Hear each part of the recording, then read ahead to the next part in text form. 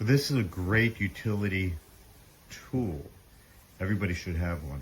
I particularly live in an area that is prone to hurricanes, and while 6-inch blade isn't going to do much, it is great for those little things that you don't need a big one for. For instance, if you're stuck in your house and you need to get through a door and just small debris. But it comes with a safety glove, goggles of course, has the charger, has an extra blade or a chain, which is awesome. You have the manual, which anybody who's unfamiliar, even if you are familiar, read the manual. And of course you have the handheld chainsaw. Very, very simple. It has a button here. The safety will not run without that. With it, battery attachment right here in the bottom. It is all ready to go.